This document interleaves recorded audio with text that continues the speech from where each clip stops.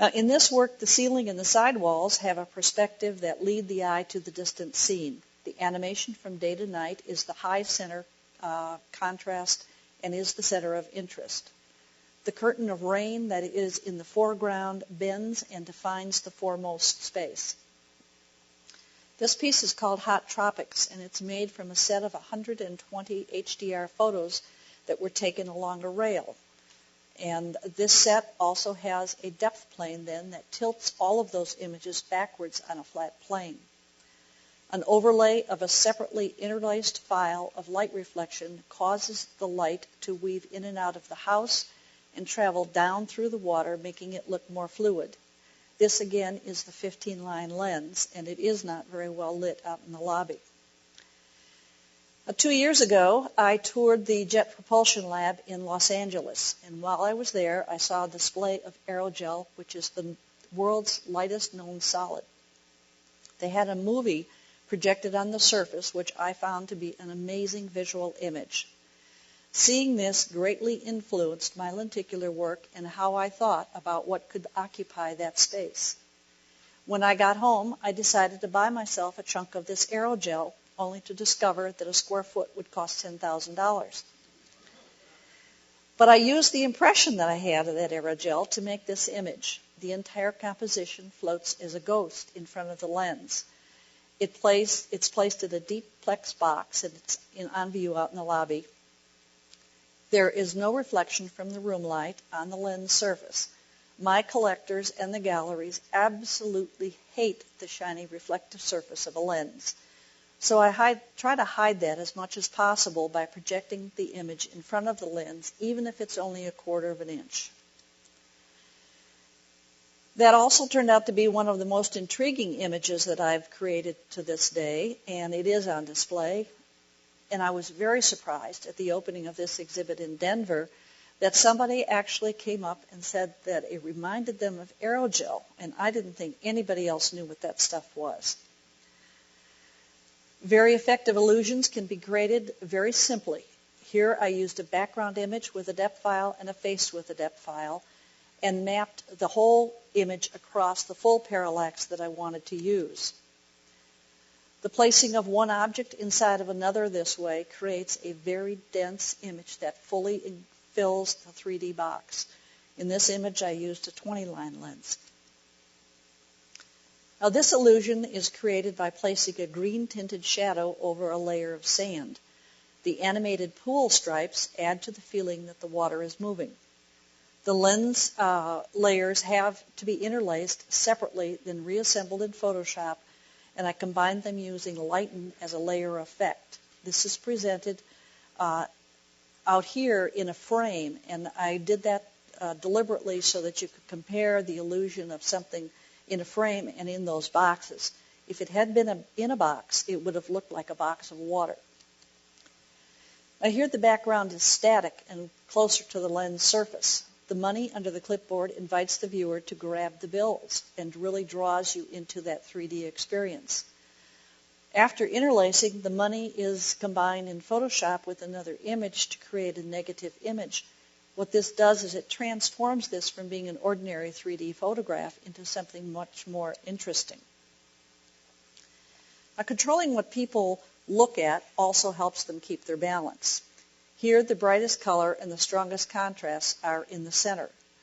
The rest of this image will sway and move, but by fixing your eyes on the center, the dizzy feeling is reduced. This is a lot like carrying a cup of coffee across the room. If you watch the coffee, you will spill it. But if you fix your gaze across the room and walk, the coffee won't spill and you'll be able to walk a straight line. And I remembered that from when I waited on tables in high school. The solid green leaves here appear to thread through the thin, transparent veils of foliage. This threading defines the size of that 3D box. Sometimes I've also printed part of my image on a sheet of transparent acrylic on a flatbed printer. The UV print on the right functions as the zero layer, and when the lenticular print on the left is placed behind the print, the object pierces through that UV layer.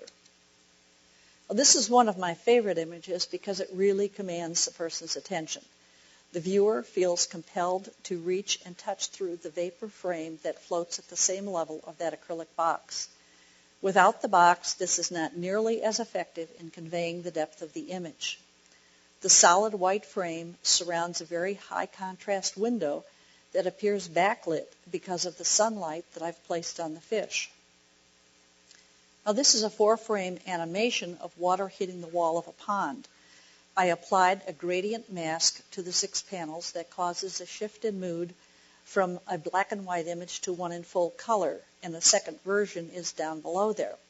What this really is a set of images where I've shifted the mounting of the center frame to a different one that gives it a different look.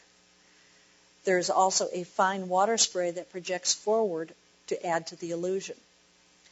I always use a 3D lens for my animations when I'm doing work for a gallery or for a home, because I don't want someone to have to walk 20 feet to see a change in the image.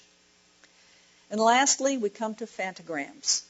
A phantogram is a freestanding aberration when made properly, cannot be distinguished from the object itself when placed side by side. And you all have 3D glasses. If you whip them out, you can look at these. To create these HDR images, I constructed a still life made up of other HDR photos that are cut up and then set up in that still life. Then I take another HDR photo and it is overlaid on top of the first images. It gets complicated here. Then at the very end, I add some 3D to that 3D image, some things that are not 3D, so that when you don't have the glasses on, there's some things there that you can continue to look at. And the red lens goes over the left eye. I see a lot of you have them flipped. So you can see that. Okay. Now, this is a simple example of the first step to create a perfectly square stage in which to place an object for 3D imaging. Here, I took a HDR photo of a cloud and printed it as a square. Then a camera is placed at a 45-degree angle to the subject, and a stereo pair of more 3D HDR photos are taken. There were 9 in each set. The files are processed and then printed on a matte paper, and all of you do have one of these, and if you don't, there's some extras out front. Now, additionally, a recent project of Digital Atelier that we produced in collaboration with HP was to create a coffee table book that's uses on-demand printing, and that is a topic also being discussed at this conference. Our box contained 3 original prints, and a print in that box is a phantogram, and there are 3D glasses in there also. You also have, possibly maybe picked up out front, this sheet that is being folded here on screen. It folds up into a book, and that explains the entire process of how we created that on-demand book. One of these books, which was produced only in a limited edition of 100, will be given out at the close of the conference. Losing Ground is also an on-demand book by Dorothy Krause, and that will be given out at the end of the conference to one lucky person. And in the future, we would like to explore producing on-demand publishing of lenticular books. And myself, I'm going to begin to tinker with cutting laser barrier screens and also laser engraving of lenticular images. We are now exploring also new software, the humanized software that was talked about earlier, flatbed printing, and hopefully 3D cameras to produce work for a new exhibition which will be called Portals, and it will be at the Boston Cyberfest in 2011.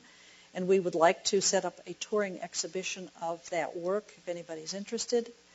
Now lastly, my phantograms are available for you to download to your iPhone or your iPod, but you will need to carry around your red and green glasses to view them properly, which, that can be a lot of fun too. We should get a group photo of everybody looking at their iPods or their iPhones with those glasses.